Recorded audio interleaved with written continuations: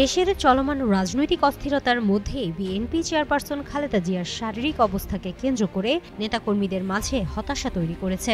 খালেদা জিয়ার প্রতি আওয়ামী লীগ সরকারের নির্দয় আচরণের কারণে তার এই পরিস্থিতির কথা সবারই জানা। শারীরিক অবস্থা অবনতির কারণে আজ খালেদা জিয়াকে কেবিন থেকে আবারও সিসিওতে নেওয়া হয়েছে। এমন পরিস্থিতিতেই বৃহস্পতিবার এক আলোচনা সভায় কঠোর ভাষায় শেখ হাসিনার অতীতে ভূমিকা, আওয়ামী লীগ সরকারের বিচার ব্যবস্থা, রাজনৈতিক প্রতিহিংসা নিয়ে তীব্র সমালোচনা করেন বিএনপির সিনিয়র যুগ্ম মহাসচিব রুহুল কবির রিজভী।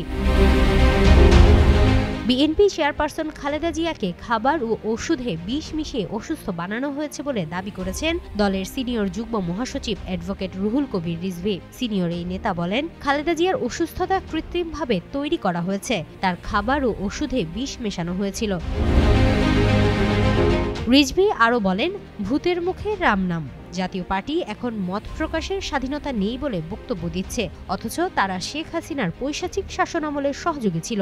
৯০-এর এরশাদ বিরোধী আন্দোলনেও এমন পরিস্থিতি হয়েছিল। তার মতে এরশাদ ও শেখ হাসিনা একই চরিত্রের গণতন্ত্রকে আঘাত করেছেন। ব্যাংক লুট করেছিলেন এরশাদ, আর সেটিকে চূড়ান্ত রূপ দিয়েছিলেন শেখ হাসিনা।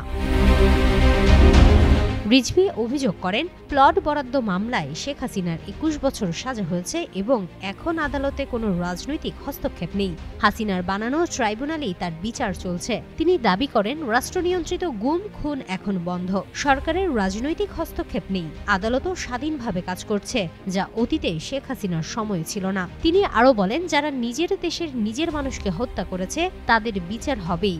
অর্থনীতির প্রসঙ্গে রিজভী অভিযোগ করেন, ব্যাংকের টাকা ফেরত না দেওয়া, ঋণ নিয়ে খেলাপি হয়ে আবার ঋণ নেওয়ার সংস্কৃতি, এটা হাসিনোমিক্স, যেখানে কর্মসংস্থান কমছে এবং দারিদ্র্য বাড়ছে।